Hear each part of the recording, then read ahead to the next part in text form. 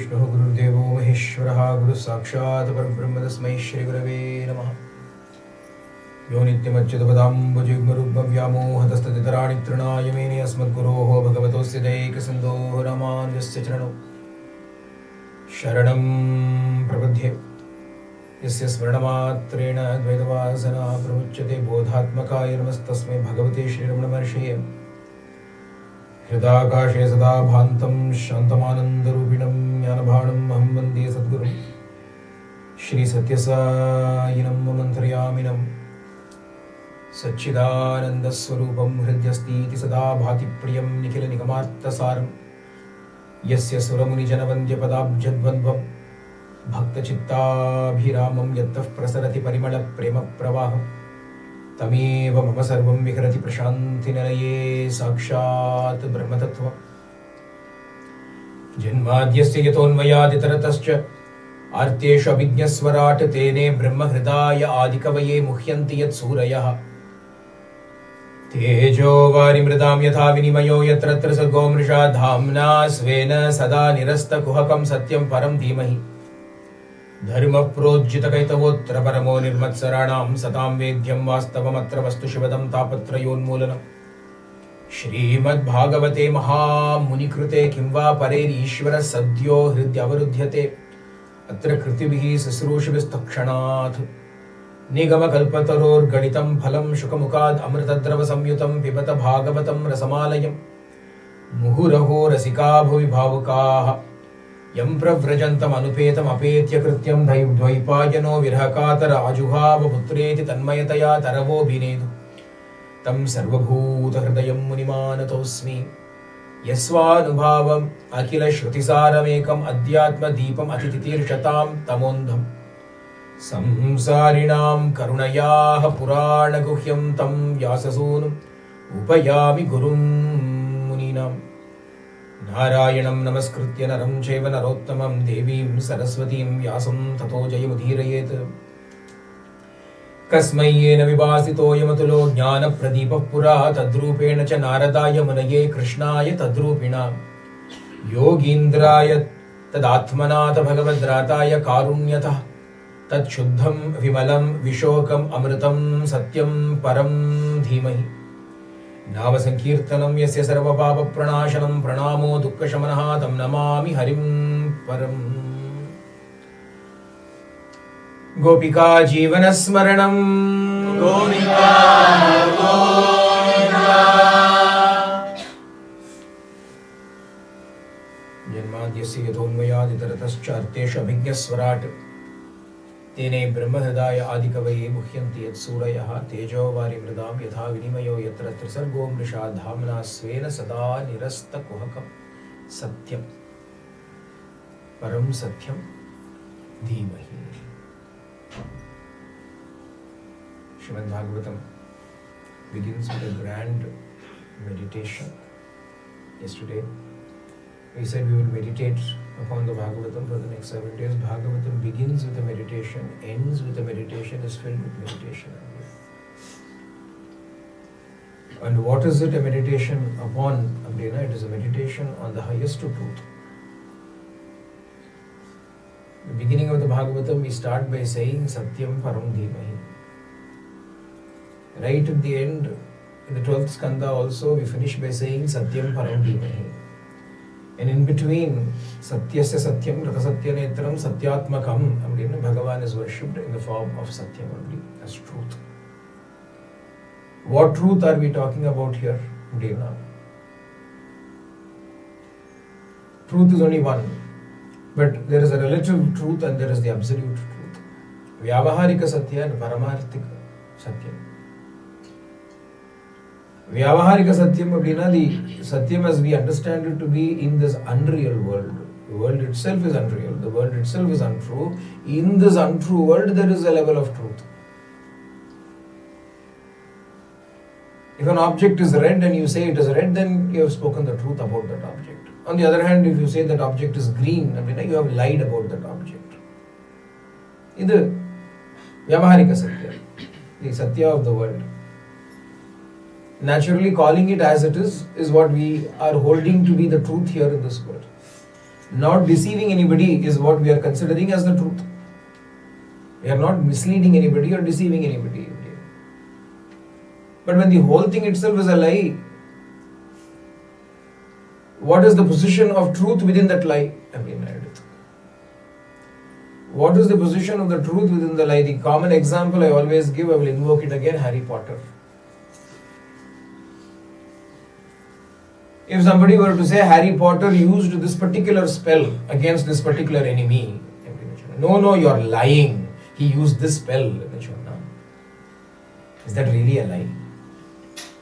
When the fellow does not even exist in reality, how could he have used any spell for that matter, and how does it matter which spell he used? But we take it in the context of something fictitious, we can understand it. There is no reality to it. The Jnani understands this entire world also to be equally fictitious. But there is still a truth here. There is still a truth here because as per that book, that is the spell he used.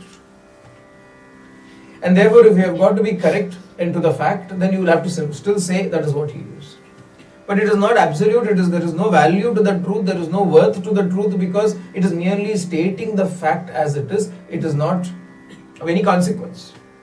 All the truth that we speak in this world is also only that much. Therefore, can we lie? And then you are making the untruth twice over. As it is false, and you are making a falsehood within a falsehood. It is not like two negatives multiplied into becoming a positive.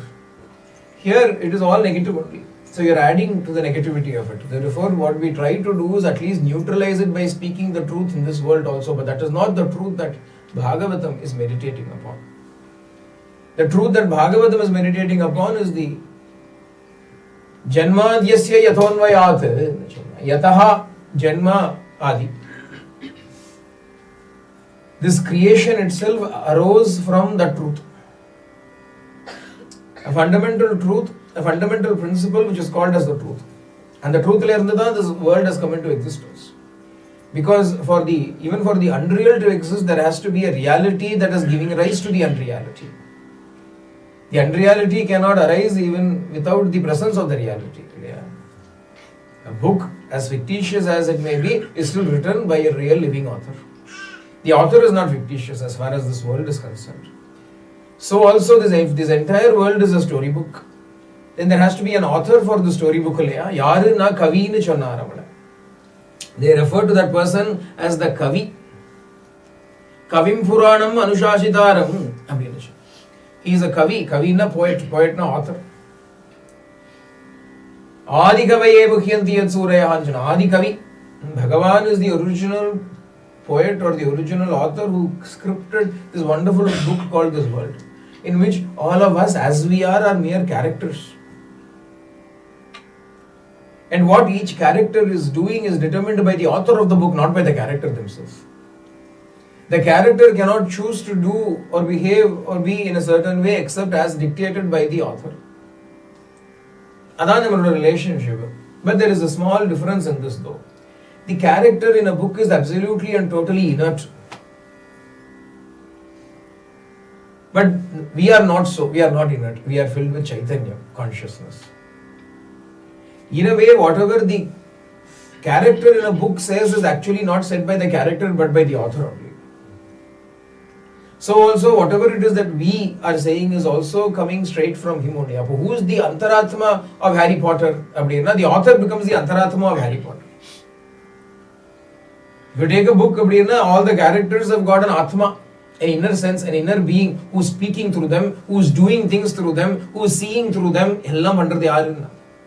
It is the author who is seeing through the eyes of the character, who is speaking through the mouth of the character, who is acting through the body of the character, who is thinking using the mind of the character. It is the author who is doing everything.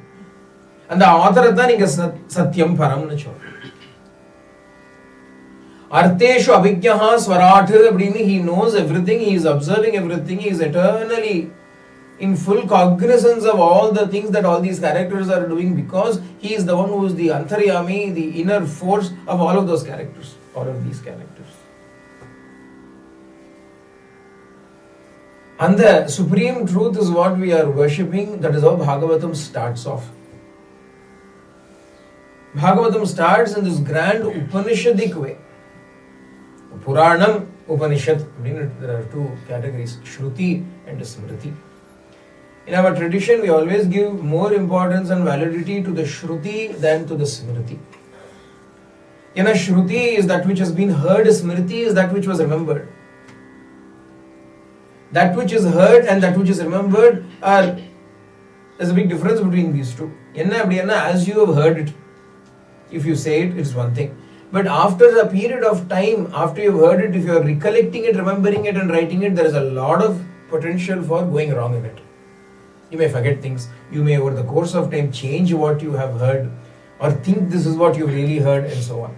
Upon Shruti, Smriti, we are speaking about two things. Shruti, that which has been heard by the Rishis. Smriti, that which has been remembered by the Rishis. That is also done by Rishis only. But Shruti Pramanam is what we are holding as the highest authority. Vedas are the authority because they are direct revelations of the truth from the divine as directly perceived by the Rishis.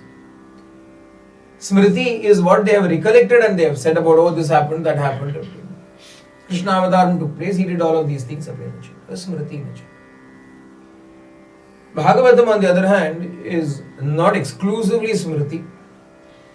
It is not Shruti, but it is not Smriti fully also, because it is sitting straddling both of them, somewhere in between.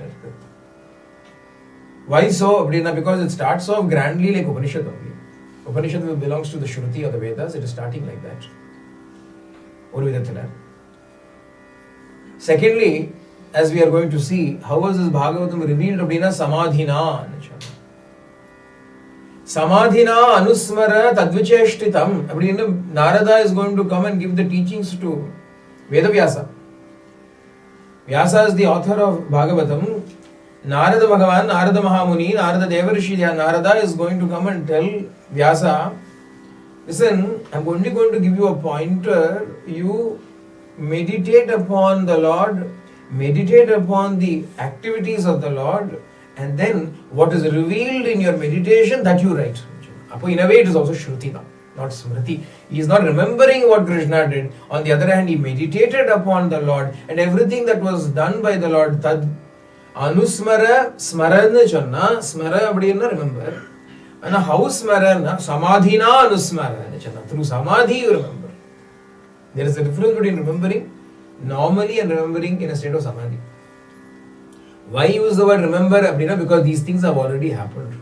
So it is a recollection of what has already happened. But it is not merely an intellectual recollection using the memory cells in the brain. On the other hand, it is samadhina. It is in a state of samadhi. So the entire Bhagavatam is what can be called a samadhi vasha. It is the utterances of a Maharishi, Mahamuni coming out from his samadhi sthiti. From the state of being in absolute union with the truth, whatever it is that he is uttering is also therefore the truth alone. And this truth does not belong to the category of the transactional Vyavaharika Satyam. On the other hand, it belongs to the nature of absolute truth. Idan, this is the truth that Bhagavatam is going to talk about. This is the truth that Bhagavatam exhorts us to meditate upon. While this truth remains as a supreme truth, abstract truth, without any names and forms as such, which is why Śrīmad Bhāgavatam, the very first slokam says, and the Satyata we meditate. It does not say we meditate upon Narayana, Krishna, Rama, etc. It does not give any names to the truth. Because whatever you define the truth by is to confine the truth. If you define it, you are confining it. You are limiting it. Then it has to be limited only to this much. Adanala, because we do not wish to limit it in any way, this truth remains as merely as the abstract truth itself. But on the other hand, if it remains only as an abstract truth, only those who are adept at understanding this truth will be able to recognize it or experience it. What about the others? If you look at it, the majority are the others only. A small minority are able to simply feel this truth within and abide in that. The vast majority have got no familiarity whatsoever with this truth, despite this being everybody's truth. This is not simply the Jnani's truth, this is your truth also. The Atma is your truth also, Antaryami is your truth also.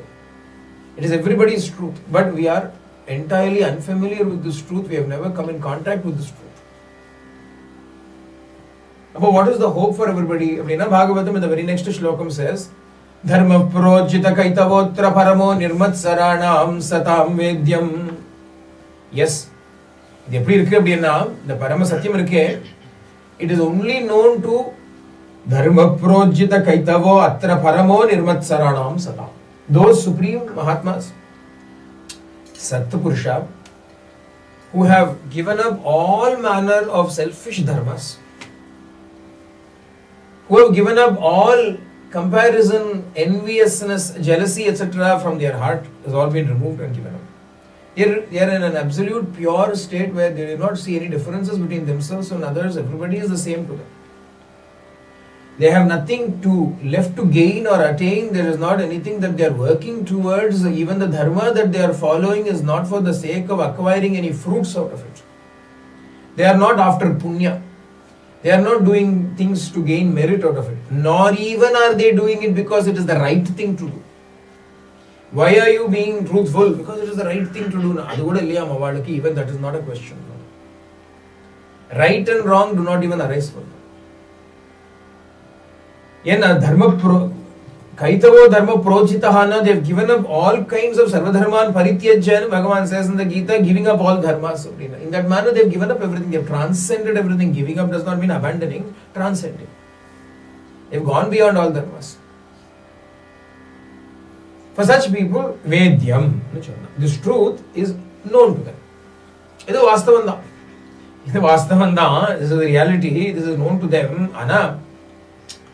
Vastu Shivadam Tapatrayon Moolanam. This Vastu, this object, this supreme being, which is known to them, objectively known to them, factually known by them, is the giver of the greatest good and auspiciousness, such an extraordinary Vastu. Luckily for us, Enachina Śrīmad Bhāgavate Mahamuni Krute. This Bhagavatam, which is written by this Muni Vyasa, has captured the truth in it. This Bhagavatam has become like a cage which has captured this bird called the Brahman in it. Or Panjaram. Panjaram or cage, and the cage the bird like that, this Brahman which was flying around happily was caught and put it in this cage. Cage, Bhagavatam cage. Why did the Brahman, which is eternally free, be captured, was caught in this cage? It was not captured, it allowed itself to be captured. It allowed itself to be captured. Why did it allow itself to be captured? Because of the Bhakta Vatsalyam that it has got. In order to bring great good to all the humans, to all beings, Shivadam. How is it? Shivadam. Shivadam, that which gives auspiciousness to everybody, that which gives beneficialness to everybody, that which gives greatest good to everybody. Edina Bhagavan, Ishvara, the Lord, what is he operating for otherwise? What is his purpose? If in the morning Bhagavan wakes up, we do Suprabhatam to wake Bhagavan. Uttishta, Uttishta, please wake up. Edukana, Lokamangala Siddhaye. In order to bring welfare to the world, you please wake up. So Bhagavan is waking up for what purpose? Job. We wake up in the morning for what? Oh, I've got to go to work, I have to go to school, I have to do my work, and we wake up in the morning. And depending upon how much work we have, we wake up that early. Bhagavan is eternally awake, never goes to sleep because he's got so many things to do. So what is it that he's so busy doing? Giving the greatest welfare to all of us. That's Bhagavan would have. We have seen that in Swami used to wake up in the morning. Swami, why did you wake up in the morning? Well, to give darshan to everybody, to do all the work that I've got to do. Mahapurushas also have got work to do. Ramana Bhagavan used to wake up at 3 or 4 o'clock in the morning, go and chop vegetables, so that when people come, they all have, the food is there for all of them. He would sit in the hall, give darshan to everybody, ask them when they come. For what purpose? What are you going to achieve by it? Nothing to achieve, but in order to give something to everybody, even Mahatmas and Mahapurushas, avatars themselves do it. Bhagavan also is doing. What? Bringing the highest good to all of us. He is ever ready to do it for us. We are sleeping, he is awake. He is awake all the time, so that in case we wake up and turn towards him, he is there to give us help. We are on the other hand happily snoring and sleeping. Like we said yesterday about all those Ayodhya Vasis who came and said, let Rama be happy wherever, let Bharata be happy wherever, we will eat and sleep here. The Madri Namadume, we are living our lives in the same way. Kaya piya sukh se soya, vichar na kachukiya re, kya kiya man shirdi aakar, Sainath na jinare. Desh desh gum Shirdi aya. From everywhere they come to Shirdi, the song that is sung in Shirdi, a bhajan, traditional bhajan. From everywhere people wander and they come to Shirdi for what purpose? Kaya piya sukh se soya. After coming here, you ate, you slept happily. Is that why you came to Shirdi? You would have done it in your own place. Vicharana ka chukiya re. You did not do any inquiry, you did not do any tapas, you did not do any sadhana. Our life is not merely to eat, sleep, and to while away our time. Shri Shuka later on is going to say, what is the big deal in living like that? Even the bellows breathe in a Shuka. When the bellows, the lungs, what are the lungs doing? Expanding, contracting, breathing. In the blacksmith, there are bellows. They would pump the bellows in those days in order to get the fire going. Even those bellows breathe in a Shuka. What are the use of having mouths? Even caves have mouths. Even frogs have mouths. If we are also going to live our lives like that, what is the use in such a life? Later on is going to come in question. So these Mahatmas and Mahapurushas who have given up everything, have attained it, have understood it. But what about all of us? For all of us also, Śrīmad Bhāgavate Mahamuni Krute. These Mahamunis all got together, Vyasa got together, Narada, Vyasa, Shuka, Ellam Chandra. They all became accomplices in this act of capturing the Brahma into this cage called Bhagavata.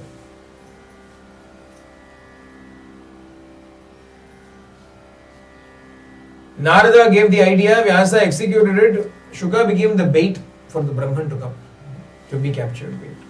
Enam, Bhatadam, Krishna Bhatanam, he was thinking this entire Bhagavatam was going to be written by Vyasa. Narada gives the idea, write the Bhagavatam. Appo somebody has to be delivering it. Who is going to be delivering it in Bharata? They thought Shuka will be the ideal person. But for all of this, Bhagavatam has to be ready. To deliver it, Shuka is ready. Who is Shuka? Shuka Brahman is already established in the Brahman. He knows himself to be non-dual from that supreme truth. But he is the one who is going to speak about Krishna. He is the one who is going to speak about Krishna. This Krishna Tattvam, the Krishna Tattvam which is going to permeate entire Bhagavatam is such an extraordinary Tattvam that even Paramahamsa Parivrajakas, those who have attained the highest truth, their minds only wander around in the Brahman. The Brahman Tattva is Kriya Manasa Sancharare Brahmani Manasa Sancharare. Sadashiva Brahmendra, no, real jnani. What does he say? Oh mind, wander in the Brahman. Wander in the Brahman. Simply revel in the Brahman. How can the mind go and touch the Brahman? Mind cannot go and touch the Brahman because yato vacho nivartante aprapya manasasaha. He is beyond the mind also. The Brahman is beyond the mind. And here Sadashiva Brahmendra says Manasa Sancharare. Brahmani Sancharare. But luckily for us, what that Brahman did was the Brahman which was beyond the mind decided to come and become grasped by the mind also. Ebrina. Madashiki pincha alankrita chikure madashiki pincha. Madashiki pincha ebrina. The peacock feather. Alankrita chikure. The Brahman decided to decorate itself with the peacock feather.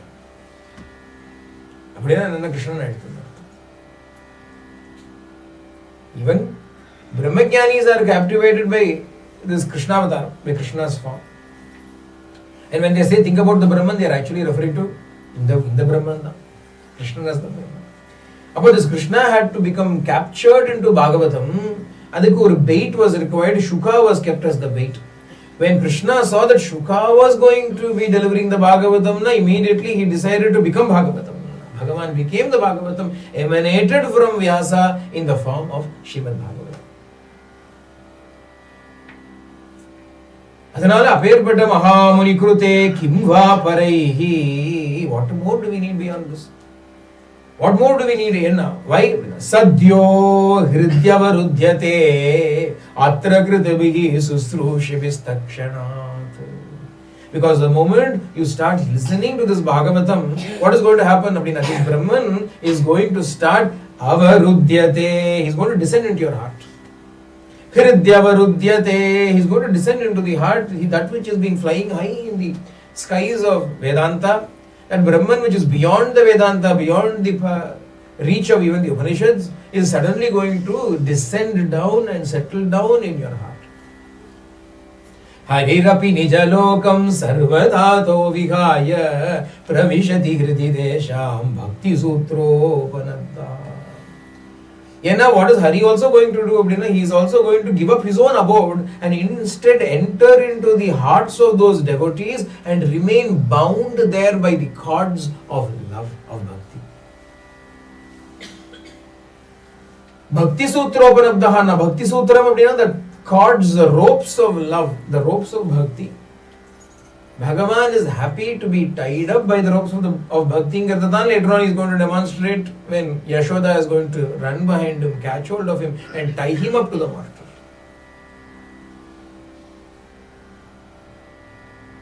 This Bhagavatam is such an extraordinary work that can awaken that divinity from within our heart. We say awaken divinity, divinity is already awake. We are sleeping, it will awaken us to see the divinity that is shining in the heart. The slumber of tamas, the slumber of selfishness in which we are living our lives. There is only one evil in this world. Selfishness alone is evil. There are no other evils. All evils owe their origin only to selfishness. We are only thinking about ourselves all the time. We are only interested in ourselves all the time. We are only calculating how we will benefit in everything that we are doing. Even Bhagavatam anda kuda, what is my benefit from coming to Bhagavatam? We may analyze. And Bhagavatam is not for our benefit. Krishna Preetikaram Shashvatani Channa. It is for bringing Anandam to Krishna. It is for bringing delight and joy to Bhagavan. We are doing it so that Bhagavan will be happy. And when Bhagavan is happy, all of us who are in tune with Bhagavan, naturally we will also be happy. You will also be happy. In your family, if somebody is happy, are you not happy? If in your family somebody is sad, are you also not sad? Like that, if Bhagavan, who is the Antaryami, the indweller of our heart, if he becomes happy, naturally we will also be happy. If we will be happy, initially it is the happiness of seeing him happy. After that comes a stage where Ni Nan Arapuli Nidam Kalimayamai Nindrida Nilai. Bhagavan refers to it, Ramana Bhagavan. Ni Nanara. There is you, there is me gaining happiness by looking at you. This is beginning. After that, what happens? Ni Nanara. The difference between you and I is destroyed. Nidam Kalimayam. After that, there is only eternal bliss, eternal happiness. There is no more you and me. It will take us to that state. This Bhagavatam is not merely this text that we are going to be looking at for the next 7 days. It is that Vastu that we are talking about. Bhagavatam is not merely the book, it is the subject of the book. So this Bhagavatam is not done in 7 days. It is not something that can be finished in 7 days. Enachannana nikama kalpataror galitam phalam shukamukha damrtadrava samyutam pibata bhagavatam rasam alayam muhuraho rasika bhuvi bhavuka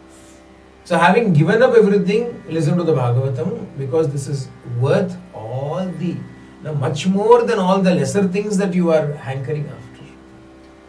Like Kshudra Phalam ne chol raha hu.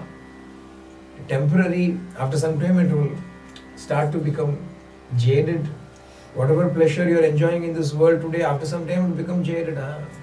Been there, done that. I've been there, I've done that, nothing great in that, nothing new in that. You will be willing to move on because you are tired of it. Before you get it, you are all hankering after, running after. Once you have got it, is this all? This rasam is not like that. This is an eternal rasam. Therefore, drink this forever until you merge completely into it. In these 3 shlokas of the Bhagavatam, already we are told what is Bhagavatam. What are we going to do with Bhagavatam? How are we going to relish it? How long are we going to relish it? The highest truth, which is nothing but the Atma, which is nothing but that from which all this is arisen. Our 3 states of waking, dream and deep sleep arise from this.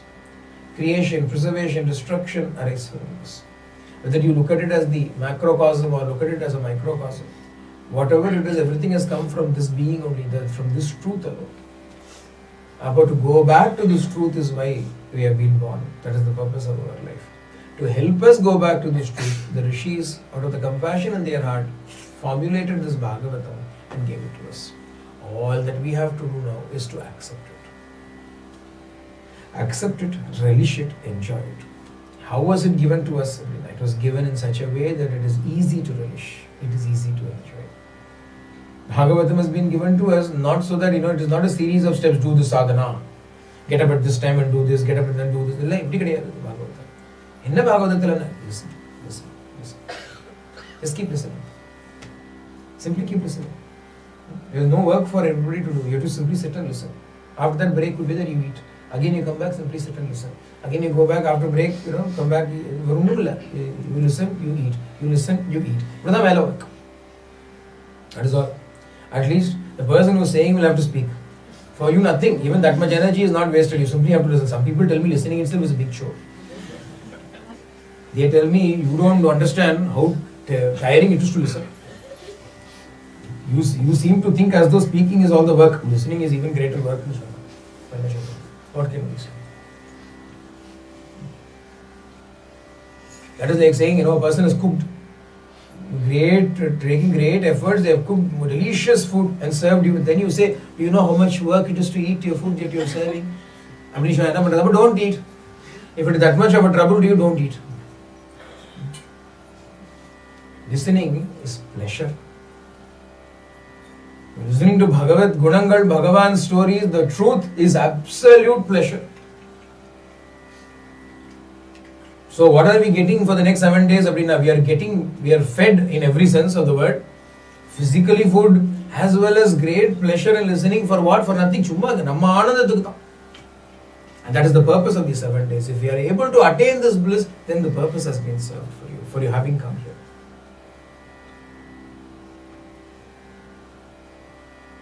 Bhagavatam starts off in a very nice way. The rishis in Naimisharanya whom we encountered yesterday, we looked at them yesterday, the same people, the same Ugrashravas. They have nothing else to do but sit and talk about, tell us more stories about God, tell us more stories about God. Tell us some more. Okay. They say, tell us how Bhagavatam came into existence. Tell us about Krishnavataram. But when Ugrashrava started to speak the story of the genesis of Bhagavatam. How did Bhagavatam come into existence? Before that, he spent some time talking about bhakti itself. Because to understand Bhagavatam, one must first have a glimpse of true bhakti. Appadam Bhagavatam can gel within us. Because Bhagavatam's purpose is not to provide or give any worldly benefits to us. Moksha Shastra. Bhagavatam is a Mukti Shastra. It gives Mukti to us. Liberation. Ramayana Bhattanda adula varum ella varum kutubba vriddhi, dhanadhanya vriddhi ella varum, ayusha arogyam ella varum. Your family will be happy, women will be happy, those who are been separated will get reunited, those who do not have children will have children. I mean, all these parishrutis are there for Ramayana. Bhagavatam, on the other hand, Mukti Danaika Garjati nu chonna, it is roaring in order to give mukti to us and to give liberation to us. If those who are interested in liberation alone are fit candidates for listening to Śrīmad Bhāgavatam in reality, they should be in absolute love with God, totally enchanted with Bhagavan. Then they are fit candidates, ripe candidates to listen to Bhagavatam, or they should be seeking mukti, moksha tatavrta. I do not want anything else. Or vegam should be there in them, vairagyam should be there in them. Then they are certainly fit candidates for Bhagavatam. What about all the others? They will listen to it like stories. What will they gain from it? We do not know. It will be the case like when Gokarna did the Saptaham. Dhundukari was liberated. All the others also were sitting and listening. Appo Gokarna asked, what about these people who listened? Everybody heard. They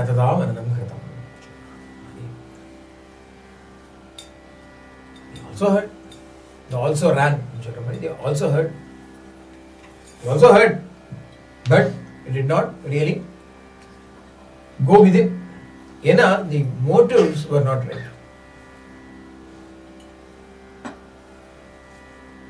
The purpose was not right. The motive was not right. If the motive is right, then we will be able to gain the greatest benefit from this Bhagavatam. What is the purpose of it?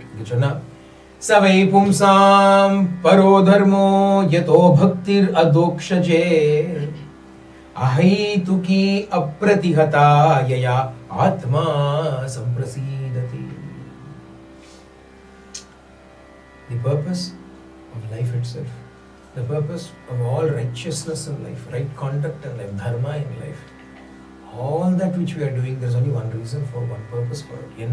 Savai pumsan paro dharma yato bhaktir adokshaje.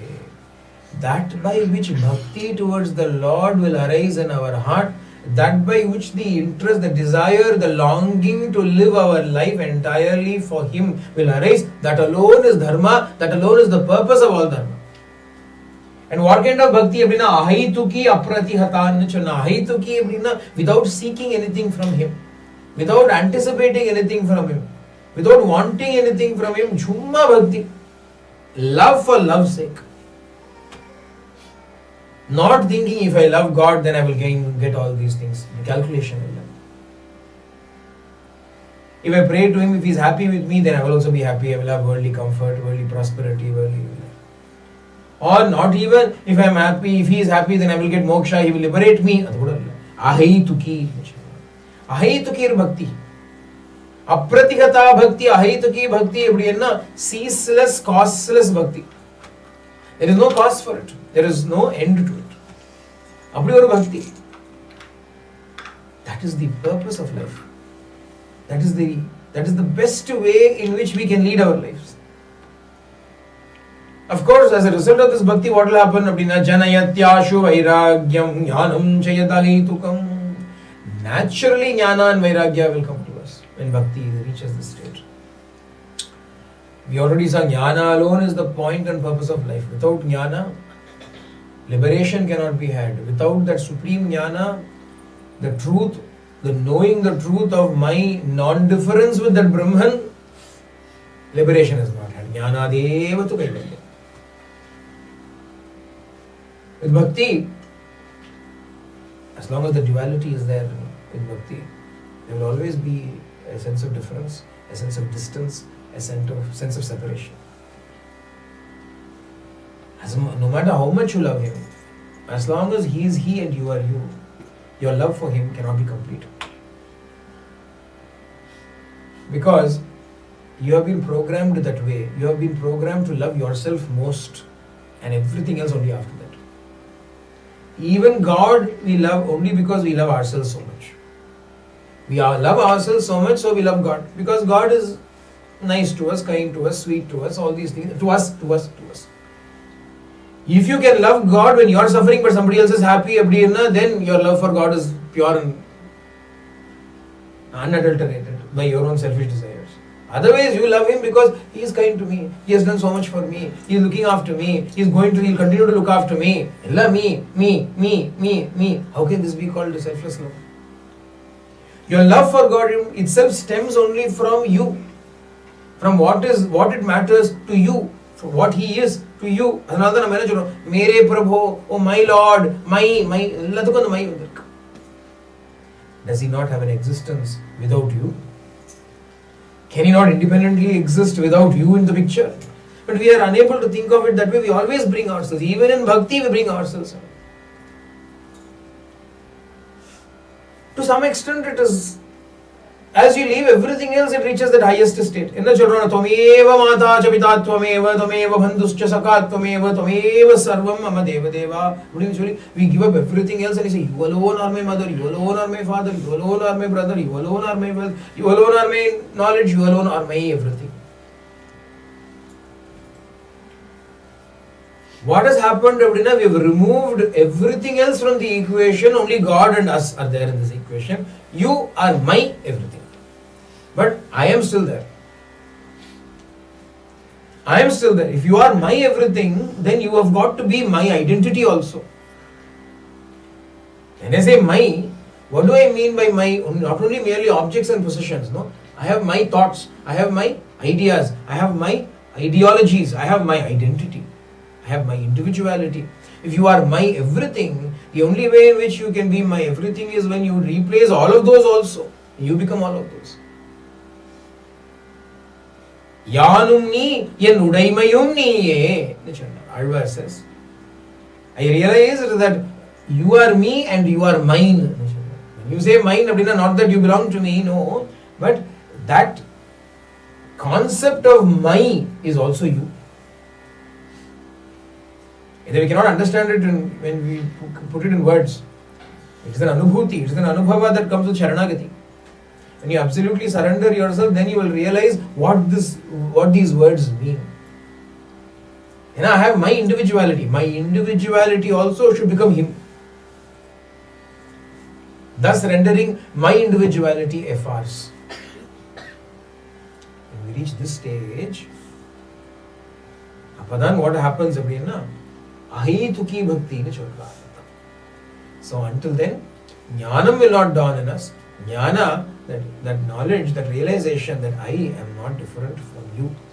That identity that I have as separate to myself is also something I have stolen away from you. And I am holding on to that little bit. I have given up everything except my identity. That is why Vairagya, Jnana rendu chonna. Vairagya is giving up everything else. Jnana giving up our identity also. Vairagya is giving up everything else around us. Everything that belongs to me I am giving up. That is called detachment.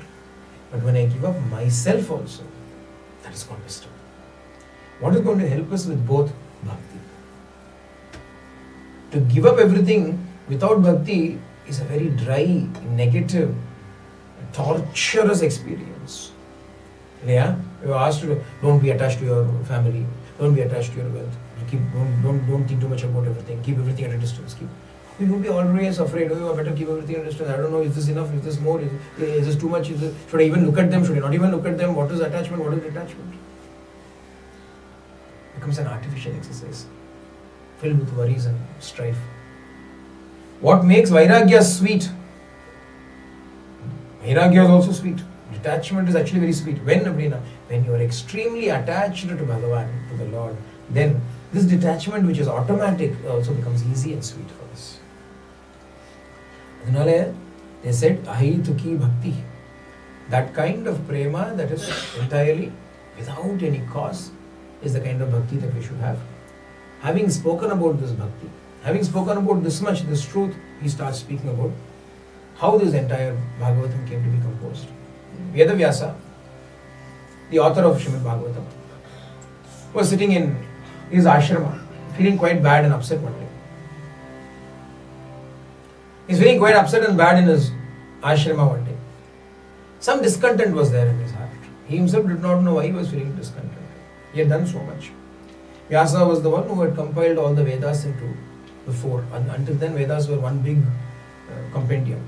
He made them into four shakas, four branches.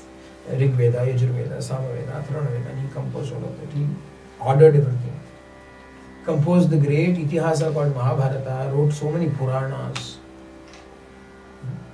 did Brahma Sutras, ticked every box. Under the layer, the Avram box are ticked. He ticked every box, but he was not happy still. That's what we also do in life. What are we doing in life? We keep ticking boxes. No more work, box looking ahead, okay. Play, for a study, for a job, for a marriage, for children, for a house. We've got boxes. We are also ticking all the boxes. Vyasa also ticked his boxes. Vyasa's boxes were different to our boxes. Vyasa's boxes were write Brahma Sutras, compile the Vedas, write Mahabharata. Our boxes were box now. Doesn't matter what box it is. If you are merely ticking boxes, you are not going to be happy. Either whether you are you or whether you are Vyasa, story is the same. So Vyasa kept on ticking his boxes, but he was not happy. He was sitting there worried. Why? I have done everything. I am telling people what to do. But if I myself am not happy, then he is starting to have doubts on what he has told everybody. I told Brahma Sutras, Brahmata Parma. Dharma, and I wrote Mahabharata, which is filled with Dharma. I wrote all these things. But in the end, I am not happy. If the author, me, I am not happy, then how can I expect all those who are studying? How will they be happy? He started to ponder about it. But double worry. One worry was that he was not happy. Second worry was it is all that he has done is going to be of no use to everybody. Chicho. So he was worrying in this manner. And then Narada appeared in that ashram. Narada was there. Last time we saw Narada appear was when we did Ramayana. When Valmiki was sitting in his ashrama, Narada came there and gave the entire Ramayana in brief, concise Ramayana and went away. Inge Vyasa is in trouble, Inge Narada is the one who is going to come. Yavarku trouble irundhalum Narada irundha. We don't worship Narada, actually Narada should be worshipped. You should sing Narada bhajans.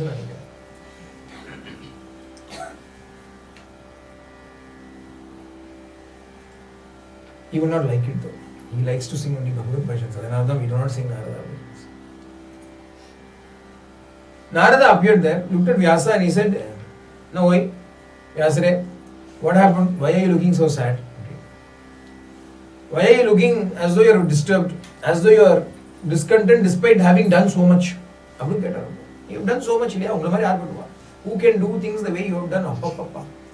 How much you have done? More than 100,000 verses are there in Mahabharata. They speak about Greek epics, the Iliad and the Odyssey. And they say, oh, they are great epics. They stand nothing in comparison with Mahabharata, which is filled with 100,000 plus verses. With so many complicated stories. Stories within stories within stories within stories within stories. If you read Mahabharata, you will know. You will forget, you will lose track. Vyasa does not lose track. He tells one story, and as he is telling the story, within the story he starts narrating another story. Within that he narrates another story. Within that he narrates another story. Completes this story, then completes this story, then completes this story, then brackets put all. Maths illa. Adha madiri he completes everything. Pure intellectual genius Vyasa is.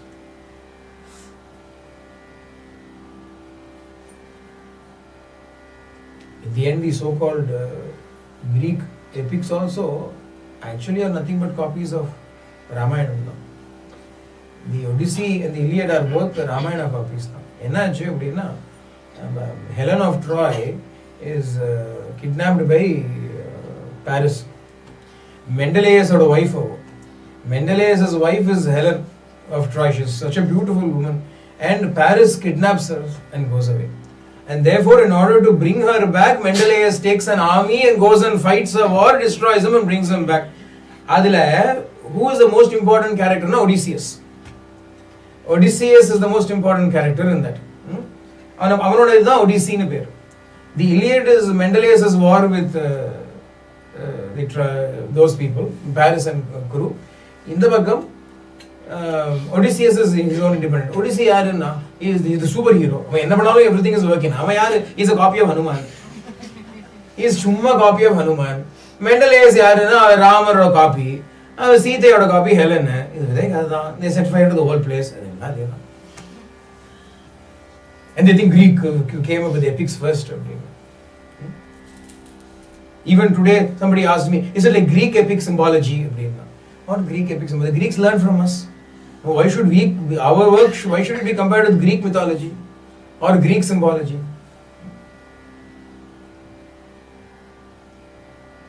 But Mahabharata has been written, so he comes and asks him, you've done so much, why are you still upset? Now, I myself don't know why I'm upset. I've been pondering about the fact, why am I so disturbed? And you must tell me, since you have come at this right time, you tell me. You should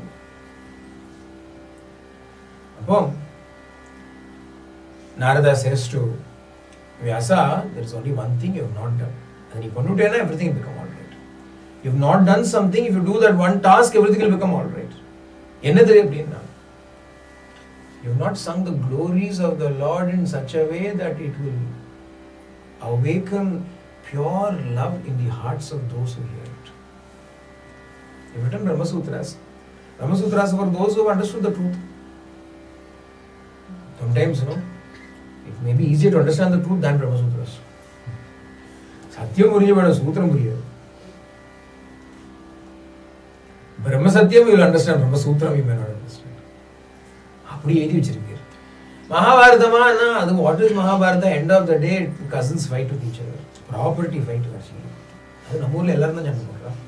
Everybody fights over property. All kinds of deceit and all kinds of lies and all kinds of things. And then you say, oh no, don't be like that, do dharma. And then how is it presented? Those who followed dharma suffered a lot with their presentation. Followed dharma, wife was almost disturbed in public. And for dharma's sake, he kept quiet. And then went to the forest for 14 years. For dharma's sake, struggled, suffered, lost all his sons in the battle. In the end, they won, and then after that, they also died. What inspiration is this for following dharma? There's one thing that Vyasa did good. Vyasa did everything good only. Chuma na chol raha hai. Tangi chika chol raha hai. Ellame Vyasochishtam idam jagatini chalna. Whatever is available in this world is simply what has come out from Vyasa's mouth. What Vyasa has given only we know now. What Vyasa has stated as dharma is alone dharma that we are following now. We don't know anything more than what Vyasa has given us. He has done a great job. No doubt about it.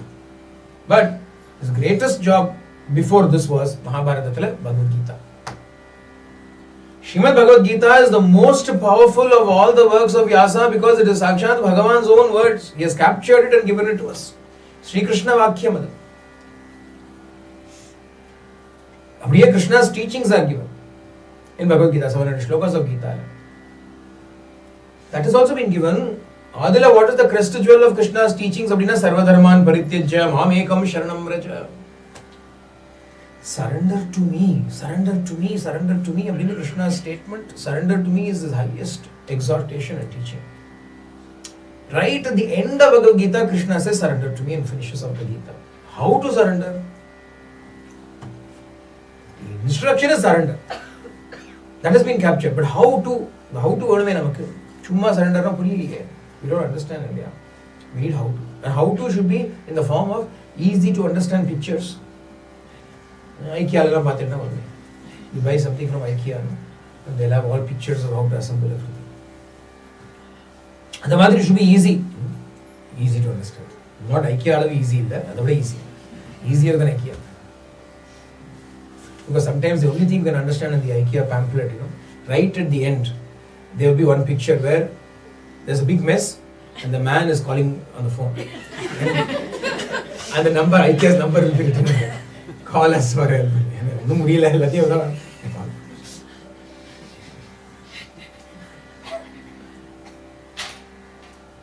Something that is easy to grasp, easy to understand, easy to implement and follow. If you write that, then everybody will be benefited and you will also be happy. The discontent that you have in your heart right now is not because what you have done is false. Amogaha nu solra. Narada tells Vyasa, Your sight is unfailing. You have amoga drishti. Therefore, do not doubt what you have done. But if you are still feeling discontent, there is something more to be done. You need to give something so that all people who are thirsting for God will find something to accept and practice. Therefore, write what to be done. Sing the glories of Bhagavan.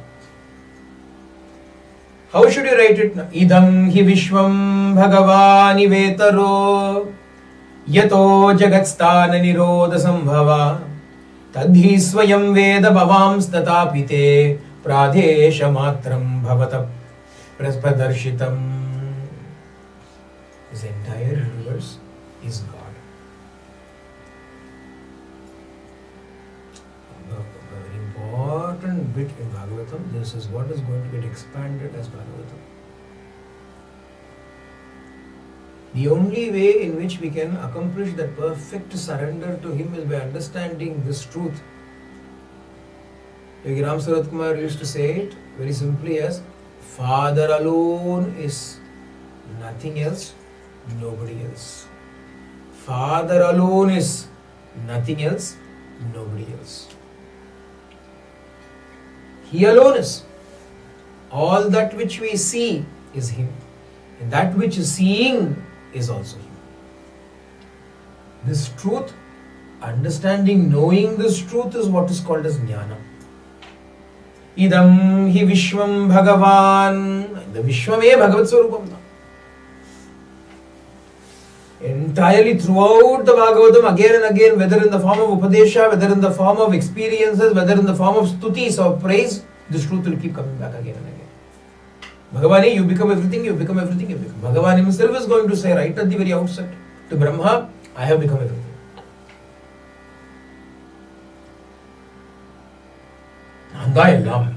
I alone am everything. This idea of differences that we are entertaining currently is only because of our individual identity. I, therefore you. I, therefore you. I first define myself. I don't define myself, I confine myself. To define yourself is to confine yourself, you have to limit yourself. I, this me. What have I done? Instead of this me, I have become this me. And once I define and confine myself to this, after that what happens? After that comes this great, negative Shakti within us. That is how I should call it. Great negative energy, great negative force. What is it? Selfishness. Once I create a boundary, now everything for me, everything is, all good should come to me, all happiness should come to me.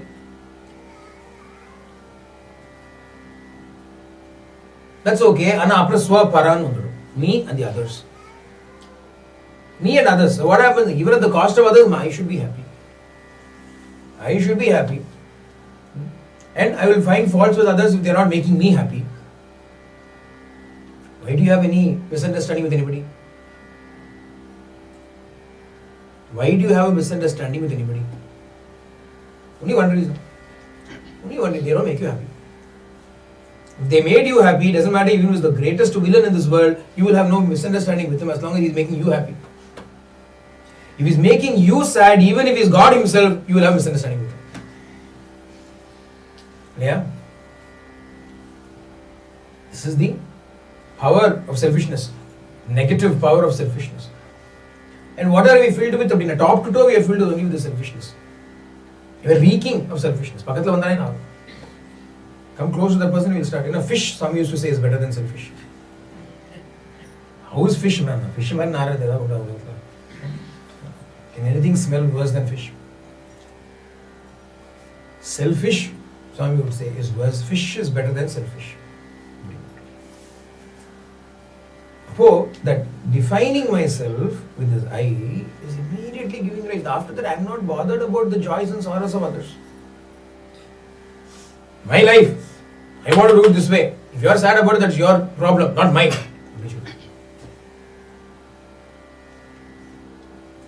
After that, if at all we expand ourselves, we still expand ourselves very selfishly. Me, my family, my community. Every time we have an identity and we only expand ourselves with that identity. All the problems in this world today, the conflict, the disharmony, the strife, everything is only because of selfishness. Not only today, this has been since times immemorial, this has always been existing only because of human selfishness. We are all sometimes prone to say Kali Yuga is like this, modern days like this, and ancient days also were like this. Whenever and wherever there is selfishness, things have always been like this only. Yeah. How to get out of this selfishness? First you have to understand Idam hi Vishwam Bhagavan. Father alone is, God alone is. Nothing other than God exists. Those whom you are having misunderstandings with are also God. When we say God, they are actually your own self. You are actually not having misunderstanding with somebody else, you are having misunderstanding with yourself only. And we don't see it, we don't understand it because we have cut off ourselves. It's like, if your leg becomes numb by prolonged sitting in one pose, you don't have any feeling in it. Even if you poke it, you won't know it. So thinking you're poking somebody else's leg, you may end up poking your own leg, but you won't know it until feeling comes back to you. Like that, what has happened in our ajnana, we become numb to the fact that actually everybody is only us. And we are poking them and we are harming them, we are doing all kinds of things, but when we wake up, when this numbness goes away, we are the ones that are going to hurt. Because we didn't go and poke somebody else, we poked ourselves out.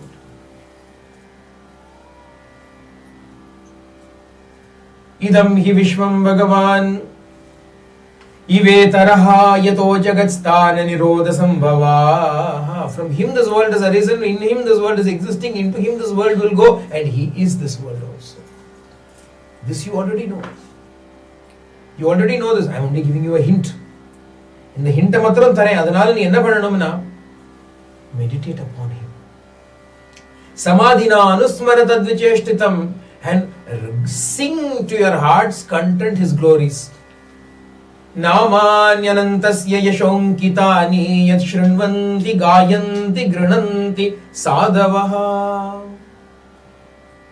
Sing, go on singing the glories of the Lord, because those who are real sadhus will accept it, they will also sing it, they will also go and start spreading it around. You are giving all of them a great ammunition, as it were, so that they can go and spread this truth, this joy to everybody.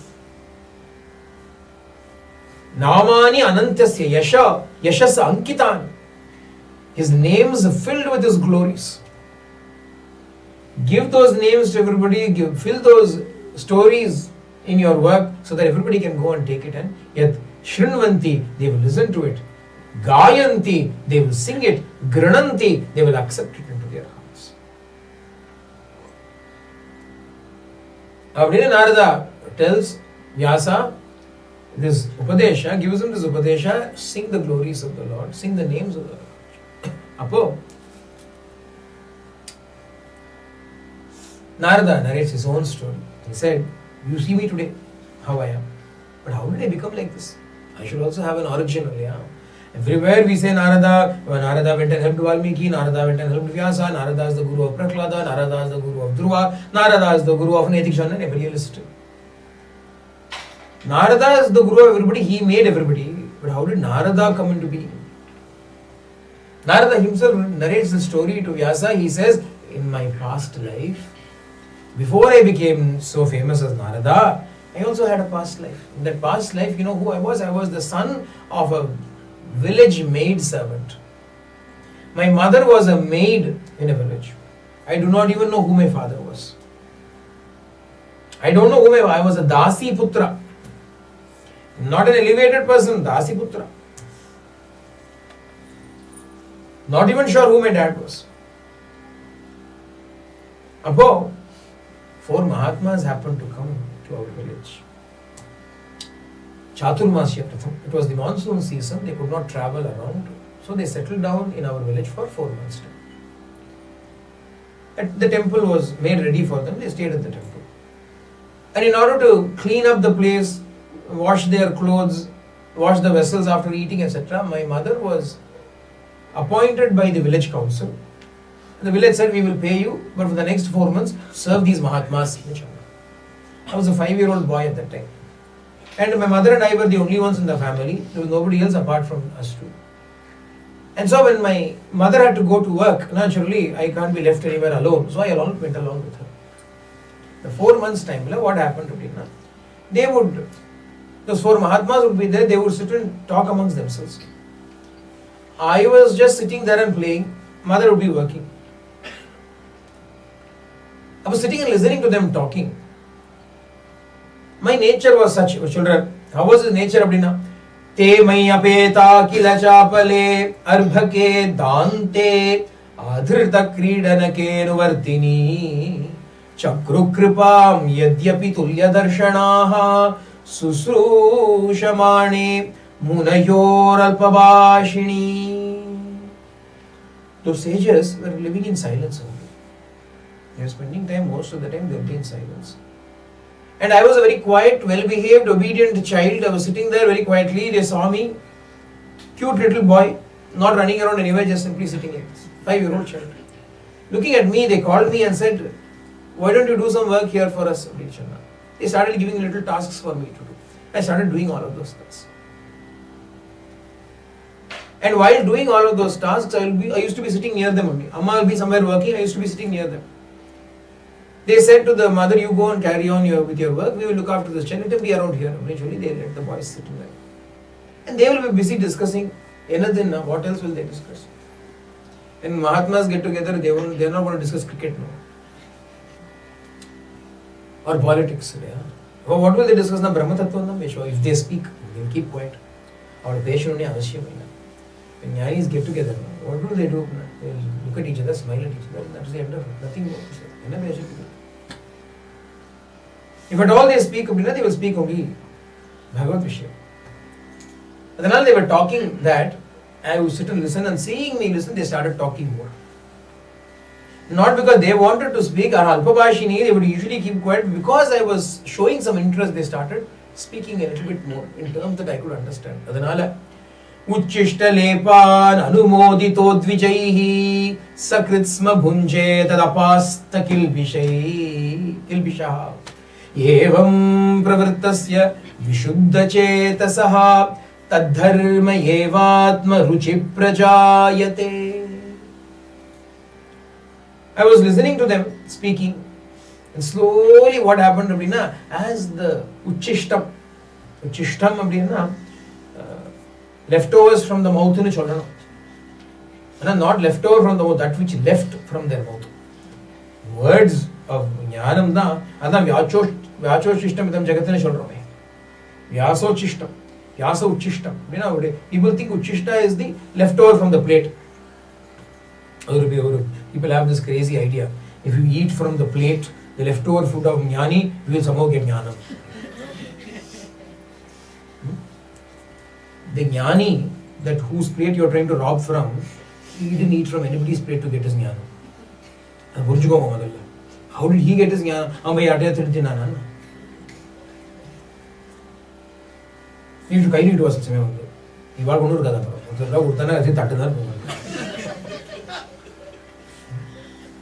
Jnani sits down and everybody surrounds him, and everybody asks for a little bit. Even if he gives a little bit, everybody in the end only the plate will be left for the Jnani to eat. Need Purana.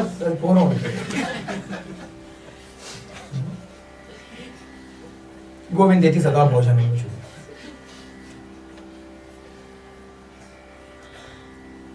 Uchishtam na Upadesham. Uchishtam is Upadesham. Uchishtalepan. The words of wisdom that came pouring forth from their mouth, that entered into me. Sakritsma bhunjan tadapasta kilbishaha. When it started going into me, all the negativity within me started to go away. The selfishness within me started to go away.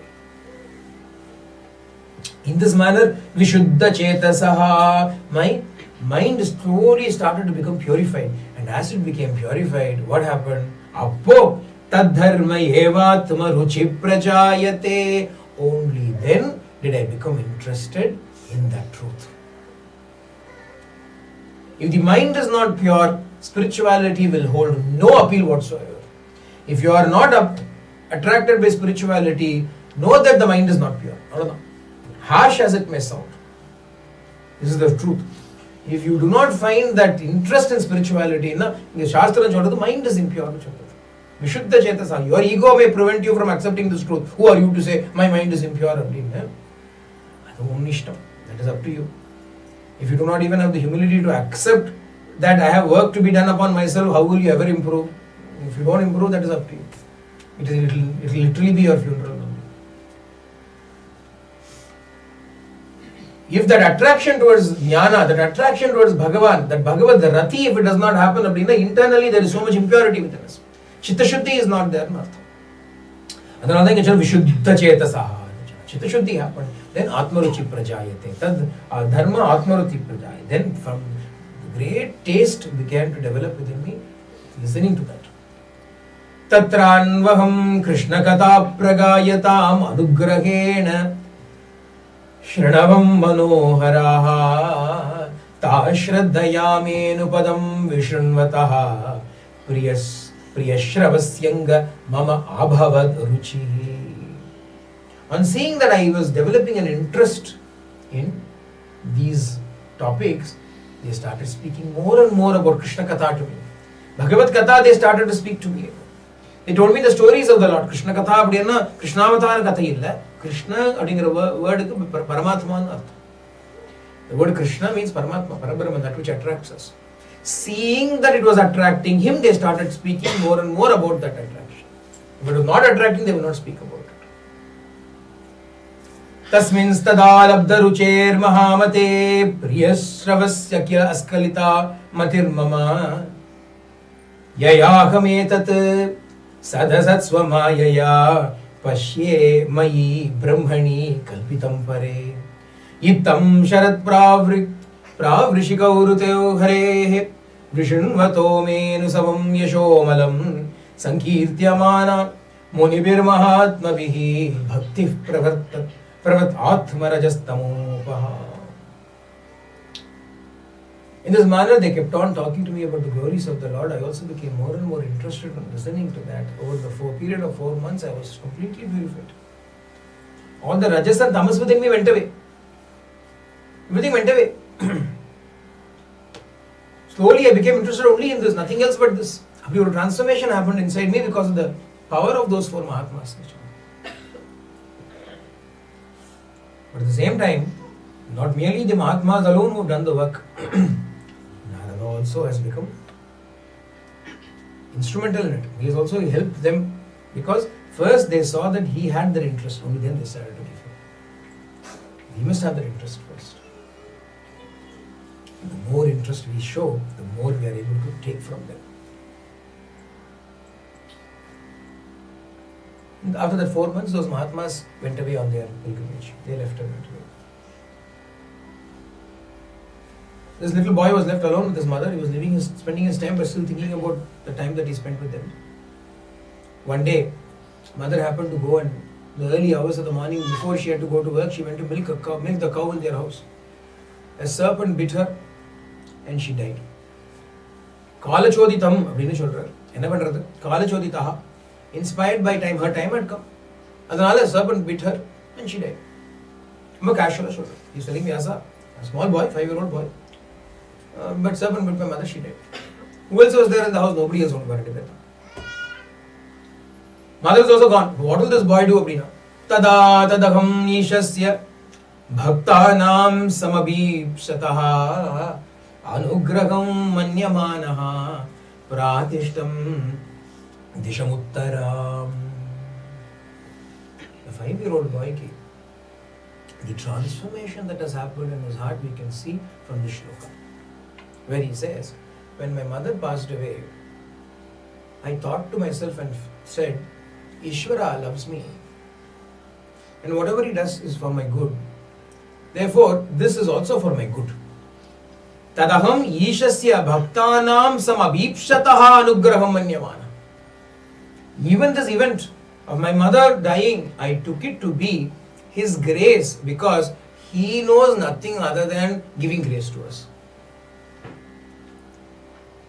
If He were vengeful and the punishing type, you did wrong, I will punish you by killing your mother, then I may have a bit of a beef with Him. What is his nature? He only does good to us. It may appear as though it is terrible, and he does not know how to do bad to us. Bhaktasya samavipsataha nichana. Bhagavan will not allow anything that is not good for us or not conducive to our happiness, no matter how terrible it appears at that point in time.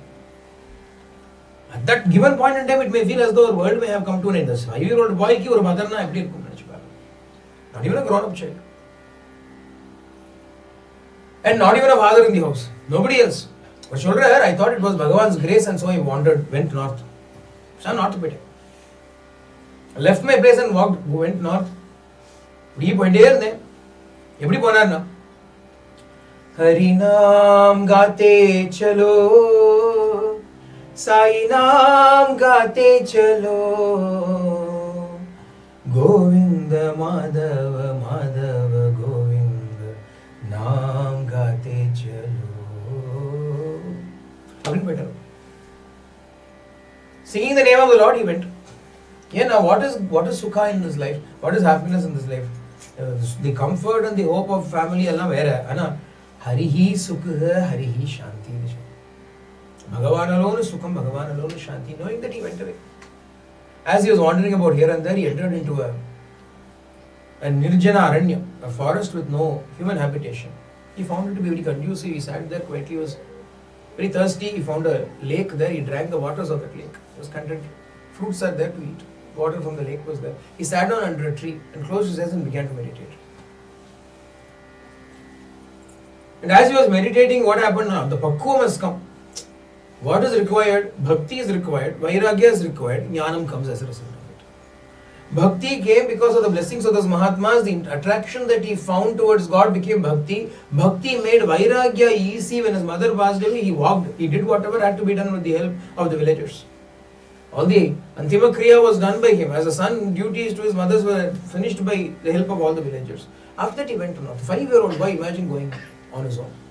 Otherwise, he'll be clinging to the feet of some auntie, look after me, uncle, look after me. Some auntie or uncle in the village, he'll be behind.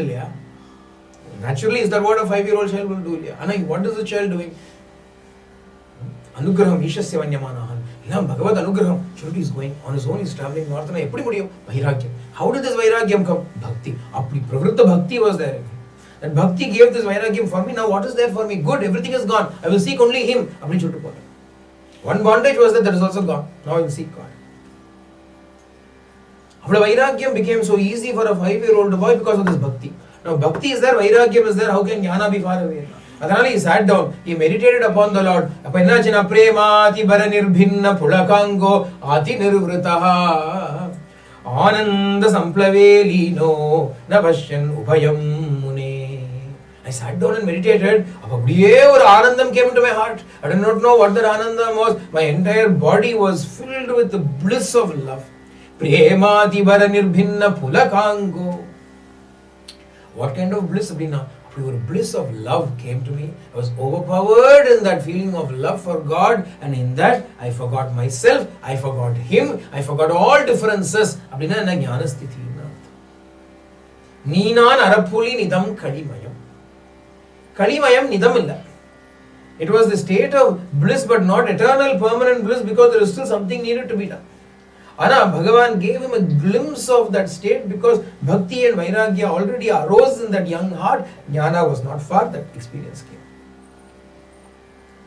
And seeing both of it together, that Bhakti and Vairagya, Jnana appeared in the form of that Anubhuti, in the form of that experience of the self, experience of Bhagavan. One must know ultimately how to experience the Lord. Without that experience of the Lord, our life itself is in vain. And the experience comes to him. All is forgotten, all is lost. That individuality, that loss of that individuality, the loss of that ego happened on its own when the right combination of Bhakti and Vairagya came to the fore. However, it was not yet a perfected stage. This is the life of sadhakas. Even though we have not yet acquired or attained or established ourselves in that perfected state, in between there are glimpses, and a glimpse occurred to Narada here, the young boy. And in that state of Ananda, As he was in that state of bliss, the bliss vanished. Suddenly it went away. As it came, it disappeared. And when it disappeared, naturally, after having found something extraordinary, you lose it, how will you be? That state came to Narada. He fell upon the ground and rolled in agony, wailing in agony. Oh, I want it back again, I want it back again. Bhagavane, I want you to come back again. Bhagavan did not come, a voice came instead. The voice said, Aho, in this birth, you will not be able to attain it. In this birth, you will not be able to attain it, but next birth, you will attain it. The Janmavula on a Kadayadapa. Yena, it has to be perfected. You've got to do some more. You're only 5 years old. Because of the serving those Mahatmas, our children, even for a short period of time you served them, that itself was enough to give you this blessing of bhakti and vairagya, but now you have to make it your own. You have to make this your own. You have to. This was introduced into you by them. Now you have to generate it from within yourself. You have to sustain this bhakti and sustain this vairagya. Because momentarily, even after 7 days of listening to Saptaham, you may get this great feeling, I want to leave, give up this entire world, I want to be Allah Thono. Arvachana vairagya. Will it be sustained in a power? As usual, as you get into the normal rut of worldly life, everything kala karma tamoruddham, everything will be forgotten and you will get caught up in this world itself. Adhikaparam, yeah, Bhagavatam was nice now. Maybe next time when Saptaham will attend. It will become a distant memory of me. You have got to make the effort. So these 7 days are going to be like what Narada received. After 7 days, even if you have an experience, that experience will not last because you have got to make it your own.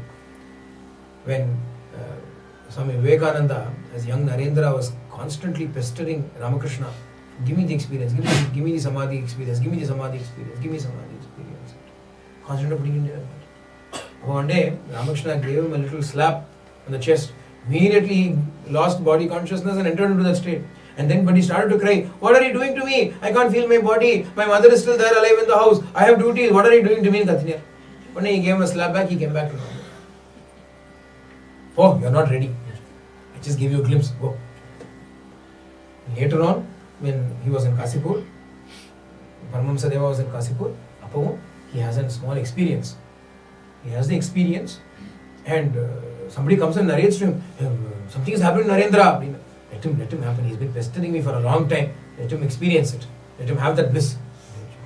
Let him have that bliss. He's been pestering me for a long time. Let him enjoy it. Afterwards, when he came to Ramakrishna, Paramahamsa told him, that was something I gave you by my grace. Now I have taken the key away. You have to work to earn this key back. You have to work to get this key back. After you work and you get it, it will be yours. Like that, by grace we get an experience, but we have to make it our own by hard work. It is given and taken away. Why should it be taken away now? Because we are not worthy of it yet. We have to prove ourselves to be worthy of it. Then why is it given? To give us hope. To tell us, this is what is in store. Now work for it, you can get it, you can make it your own. Go to Costco, they will, in the big long ales will be there, but right at the starting of that row, they will stand there and give you samples. Small sample, they give you the sample. Oh, very nice. Now go buy. If you want to make it your own, you put the effort in, you spend the money, you buy it. We'll only give you a sample. Amari Bhagavan also gives a sample. We have to make it our own. So Bhagavan tells Narada, make it your own. Niyada onnodaya paniko. Children, we will stop here. Gopika Jeevana Smaranam. Govinda